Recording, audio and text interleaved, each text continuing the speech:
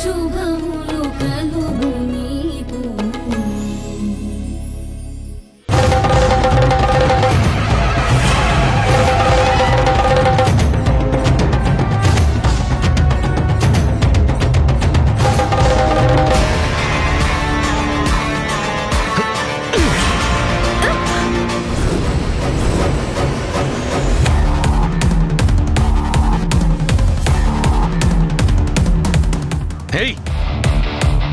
మా అమ్మని నోటికొచ్చినట్టు మాట్లాడతావా? మా ఇంట్లో ఉంటూ మా అమ్మనే అవమానిస్తావా? నువ్వు ఇంట్లో ఉండడానికి వీల్లేదు. ఏంటి? నేను మీ ఇంట్లో ఉంటున్నానా? ఈ ఇల్లు ఎవరి పేరు మీద ఉంది? మీ అమ్మ కట్నంగా ఇచ్చిన ఇల్లేం కాదిది. మా అమ్మ కొన్న ఇల్లుది. నా పేరు మీద ఉంది. అదే నీ పేరు మీద ఉంది అంటే దీని మీద హక్కు మీ అమ్మకు ఉండదు, మీ చెల్లికి కూడా ఉండదు. నీ భార్యకే ఉంటుంది, అంటే నాకే ఉంటుంది.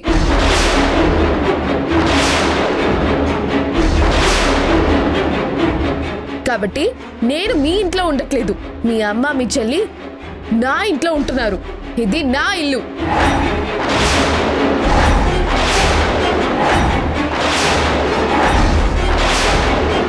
ఇంకొక విషయం, నేను మీ అమ్మని మాటలు అన్నానా, అవమానించానా? మరి నువ్వు మా ఇంటికి వచ్చినప్పుడు ఏం చేసావు? మా అమ్మని సన్మానించావా? ఏ అప్పుడు నువ్వు మా అమ్మని అవమానిస్తూ మాట్లాడలేదా?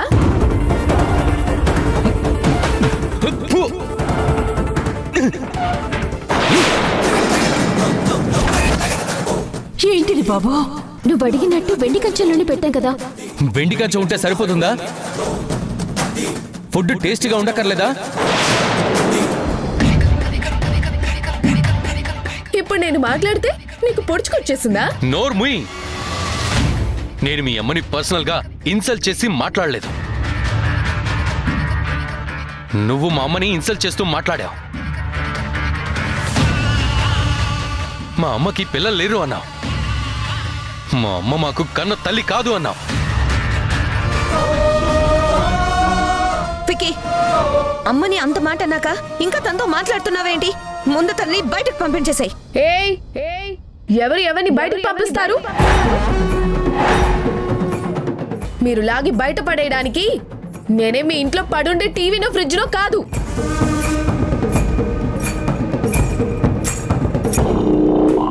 నా ఇంట్లో నిలబడ్డ మనిషిని. హే, నువ్వు ఎవరైనా మాకు అనవసరం. ముందు నువ్వు మా అమ్మ కాళ్ళ మీద పడి క్షమాపణ చెప్పు.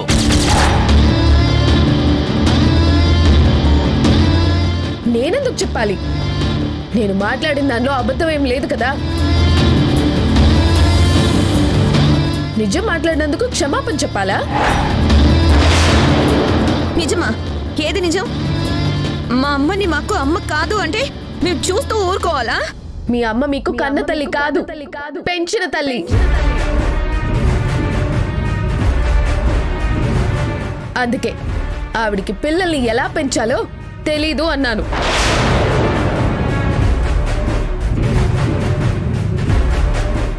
మా అమ్మని చూసి నేర్చుకోమన్నాను. మీరింత తప్పుదారిలో వెళ్ళడానికి కారణం ఆవిడే అన్నాను.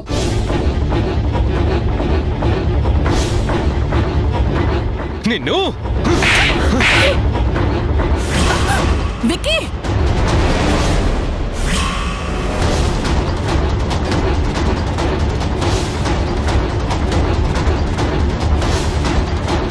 ఏం నువ్వు చేసిన పని? అమ్మా, తను చెప్పిన మాటలు వింటే రక్తం మరిగిపోతుంది. నీకెంతో బాధ కలిగించిందో నేను ఊహించగలను. నిన్ను బాధ పెట్టినందుకు, మమ్మల్ని నీ పిల్లలు కాదన్నందుకు తనకి పనిష్మెంట్ ఇచ్చి తీరాల్సిందే. నో విక్కీ, నువ్వెన్ని చేసినా ఒప్పుకుంటాను. ఆ అమ్మాయిని దూరం పెట్టినా ఊరుకుంటాను. కానీ ఒక ఆడదాని ఒంటి మీద చేయి చేసుకుంటే మాత్రం సహించను. అది కాదమ్మా. నువ్వేం చెప్పినా ఒప్పుకోను. అందరి మగాళ్ళలా నువ్వు ప్రవర్తించడాన్ని యాక్సెప్ట్ చేయను. నీకు ఆవేశం వస్తే నోటితో మాట్లాడాలి, ఫిజికల్ గా ఎందుకు హ్యాండిల్ చేస్తావు?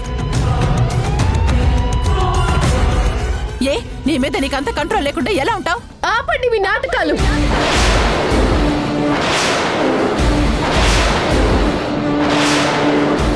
మీ కోపాన్ని మీ కొడుకు ద్వారా తీర్చుకున్నారు.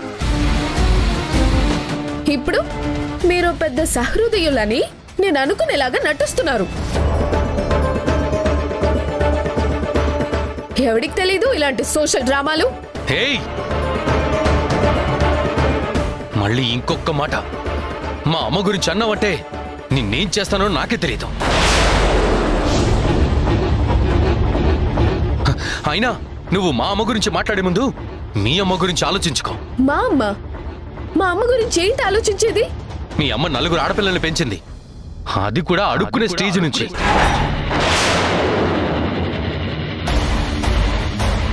జీవితంలో ఏదైనా సాధించాలంటే ఎంతో కష్టపడాల్సిన ఈ రోజుల్లో, ఒక్క బేబీ ఉంటే చాలు అనుకుంటున్న ఈ రోజుల్లో మీ అమ్మ 4 ఆడపిల్లల్ని ఎలా పెంచింది?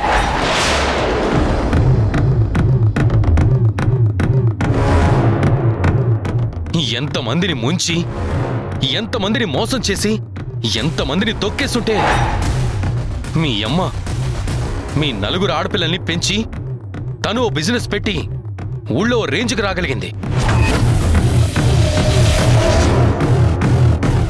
ఇదిగో మా అమ్మ గురించి అలా మాట్లాడావంటే అమ్మవారి చీరని నేసే సాంప్రదాయాన్ని నేను లాక్కోవాలని ట్రై చేశాను. నిజమే, ఎస్.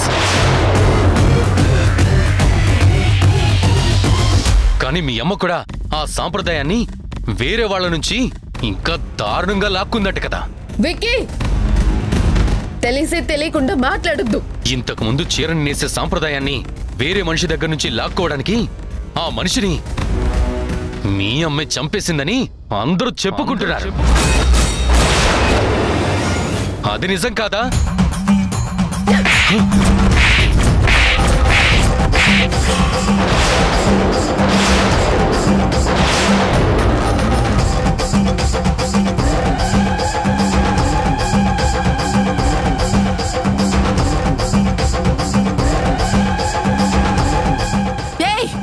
మాట్లాడుకో. అసలు మీరు మనుషులే కాదు.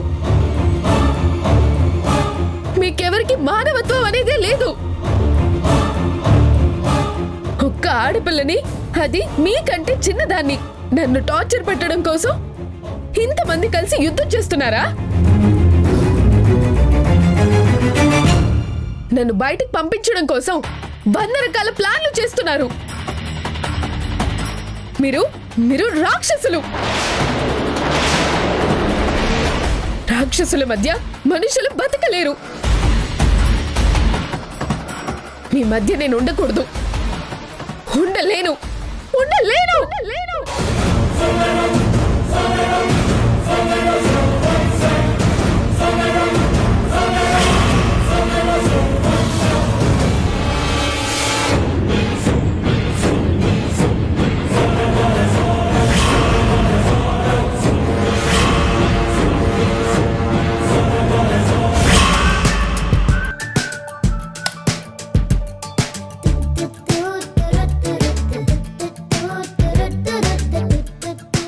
ఏంటి కుమారి, బయలుదేరుతున్నావా?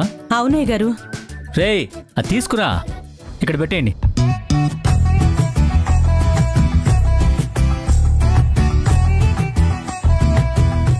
ఎల్లో సమయ్య గారు. సరే అయ్య గారు. అయ్యగారు, ఏంటివన్నీ?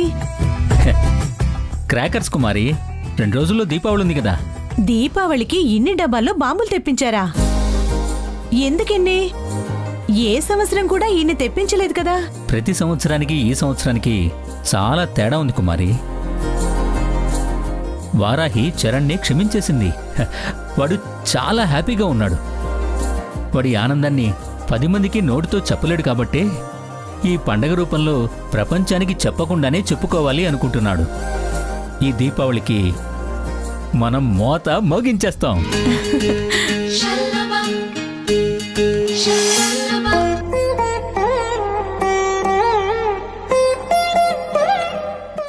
వచ్చేసాం, ఒక్క నిమిషం. ఇప్పుడు చూడండి.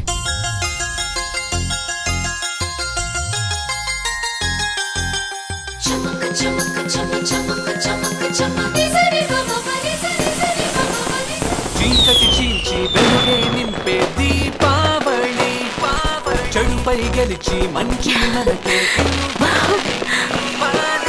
వచ్చింది దీపావళి, తెచ్చింది తనతో సిరి.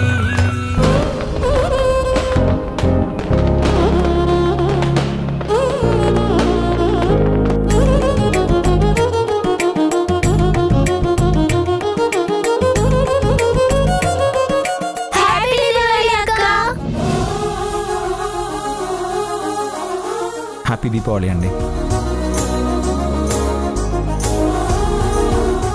హ్యాపీ దివాళీ అక్క. చరణ్ గారు, ఎందుకు ఇదంతా? మీరు నన్ను క్షమించి నా లైఫ్లోకి చాలా పెద్ద లైట్ తీసుకొచ్చారు. దీపావళి అంటే వెలుగుల పండుగ. అందుకే నా జీవితంలోని వెలుగుని ఈ వెలుగుల పండుగలో స్పెషల్గా మీతో సెలబ్రేట్ చేసుకోవాలి అనిపించింది. సో ఇలా డిజైన్ చేశాను. చాలా చాలా థ్యాంక్స్ అండి. ఇది మీ లైఫ్లోనే కాదు, నా లైఫ్లో కూడా స్పెషలే. ఈ పండుగని ఇప్పటి వరకు నేనెప్పుడు ఇలా జరుపుకోలేదు.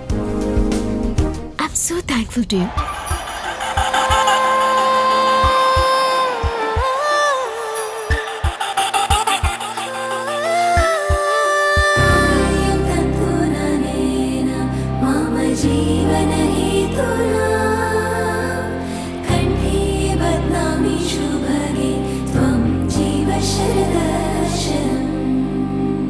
వందో ఒక వెయ్యో ఒక లక్షో మెరుపులు మీదికి దూకినాయా, ఏందే నీ మాయా. ఉందో అటు పక్కో ఇటు దిక్కో చిలిపిగా తీగలు మోగినాయా, పోయిందే సోయా. ఇట్లాంటివన్నీ అలవాటే లేదే, అట్లాంటి నాకి తడబాటసలేందే. గుండె తడగుందే పిడిగుందే చడిసిందే, నిన్ను చదపడమని తెగ పిలిచినదే. కమ్మ కమ్మ కళావతి, నువ్వే గతే నువ్వే గతి. కమ్మ కమ్మ కళావతి, నువ్వు లేకుంటే అధోగతి.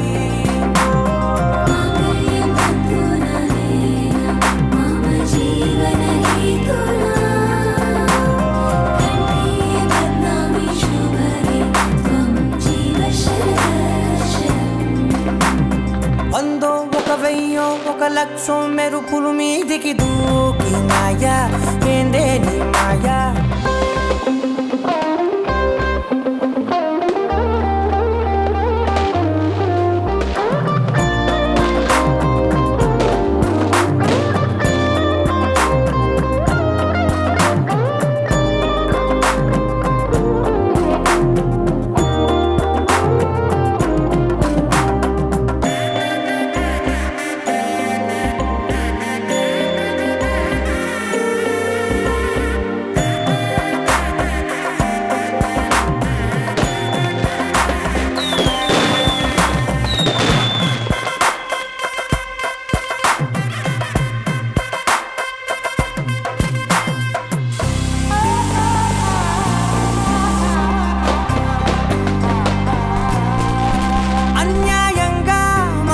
గెలికావే అన్నం మానేసి నిన్నే చూసేలా, దుర్మార్గంగా సొగసుని విసిరావే నిద్ర మానేసి నిన్నే తలచేలా.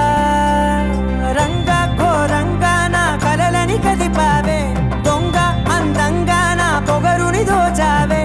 చించి అతికించి ఇరికించి వదిలించి నా బతుకుని చెడగొడితివి కదవే. కళ్ళావి కళావతి, కల్లోలమైందే నాగతి. కురులావి కళావతి, కుళ్ళ బొడిసింది చాలుతి. కమ్మ కమ్మ కళావతి, నువ్వే గతే నువ్వే గతి. కమ్మ కమ్మ కళావతి,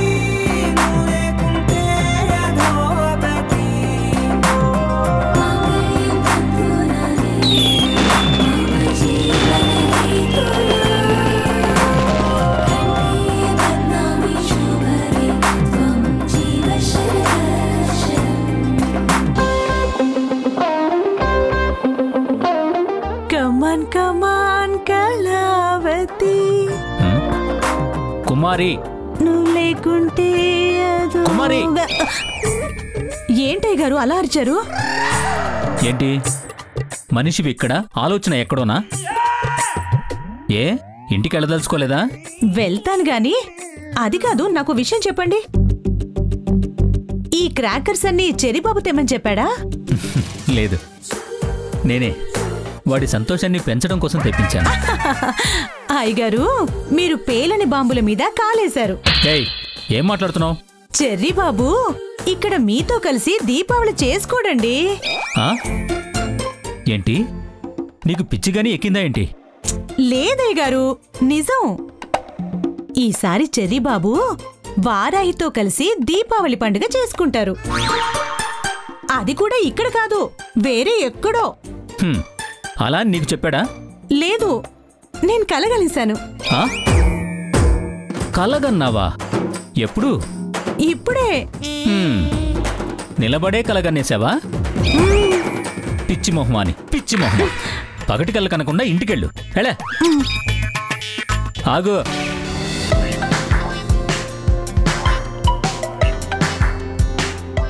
వెళ్ళొస్తానయ్య గారు. ఇప్పుడు వెళ్ళు.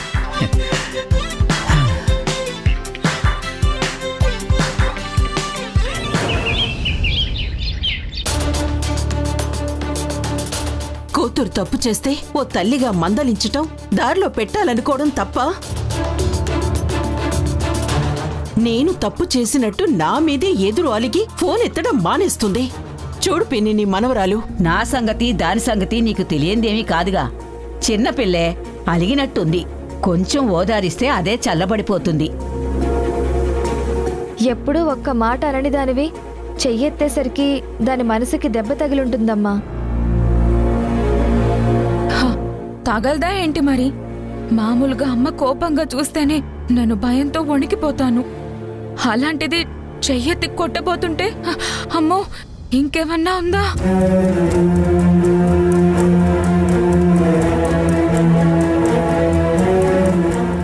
అమ్మా, ఎవరికి ఫోన్ చేస్తున్నావు? హాస్నికా? అవునమ్మా, పొద్దుట్నుంచి 10 సార్లు ఫోన్ చేశాను. ఫోన్ ఎత్తట్లేదు, తిరిగేమో చెయ్యట్లేదు. ఏమైందో అని కంగారుగా ఉందమ్మా. కృష్ణమ్మ, ఈ భయస్థురాలు భయపెడితే మామూలుగా ఉండదు. కానీ మామూలుగా ఉండే మనిషి భయపెడితే మొత్తం అందరికీ వణుకు మొదలవుతుంది. ధైర్యంగా ఉండే నువ్వే కంగారు పడి మమ్మల్ని భయపెట్టకే.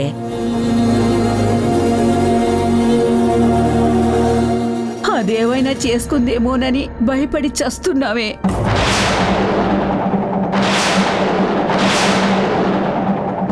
మీరు అనవసరంగా భయపడి అమ్మని కంగారు పెట్టకండి.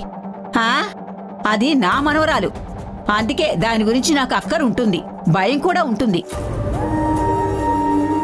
అదేమైపోతే నీకేముంటుంది? నేను ఆల్రెడీ రాత్రి హాసినికి ఫోన్ చేసి మాట్లాడాను.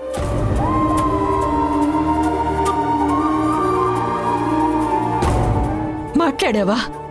ఏమందమ్మా? ఏమన్నా మాట్లాడిందా? ఎలా ఉందట? అమ్మ కొట్టబోయిందని ఏడుస్తూ ఉందా? కోపంగా ఉందమ్మా. నాతో కూడా చాలా కోపంగా మాట్లాడింది. అంతేలే, కోపం ఉంటుంది, కోపం వస్తుంది. అయినా హాసిని తెలియక తప్పులు చేస్తుందేమో కానీ తెలివి తక్కువ పనులు ఎప్పుడు చేయదమ్మా. అలాంటి నిర్ణయాలు ఎప్పుడు తీసుకోదు.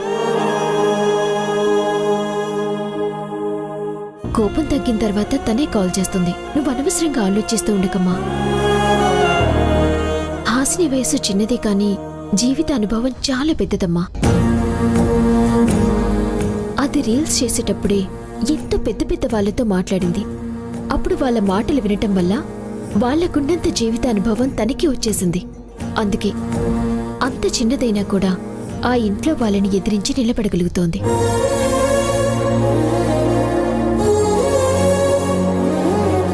మీరందరూ ధైర్యంగా ఉండండి.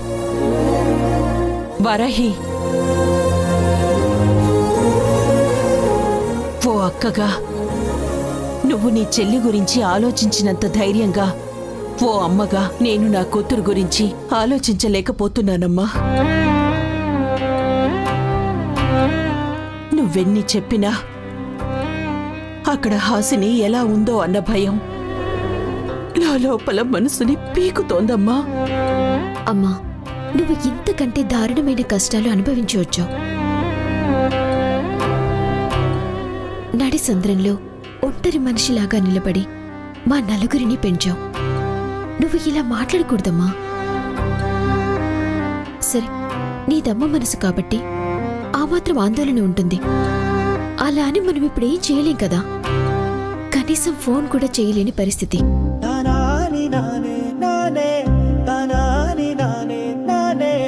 అలా చేస్తే హాసిని ఇంకా మొండికేస్తుంది. తడిసిన బట్ట ముడిపడితే విప్పడం కష్టం కదమ్మా. తనంతటి తాను కొంచెం తేలికపడ్డాక తనే ఫోన్ చేస్తుంది. పిల్లలు అల్లరి చేస్తే ఆనందం, అదే అల్లరి పాలు చేస్తే అవమానం. అల్లరి చేస్తే అడిగింది ఇచ్చాం కదా అని అల్లరి పాలు చేస్తుంటే అడగకుండా ఎలా ఉంటావమ్మా? నాకు నిన్నొచ్చిన కోపం రేపు తగ్గిపోతుంది. కానీ వాళ్ళకి చేసిన అవమానం వల్ల ద్వేషం రోజు రోజుకి పెరుగుతుంది. వాళ్ళు హాసినితో గొడవ పడే అవకాశం ఎక్కువ అవుతుంది. అందుకే నేను భయపడుతున్నానమ్మా.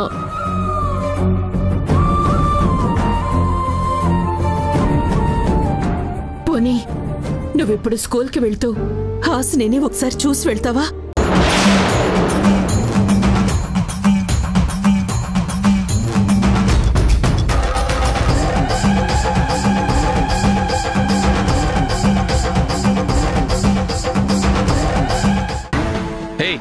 మీరెందుకు వచ్చారు? మీ చెల్లెలు చేసిన తప్పుకి మా అమ్మ ముందు పడే ధైర్యం లేక మిమ్మల్ని పంపించిందా మీ అమ్మ?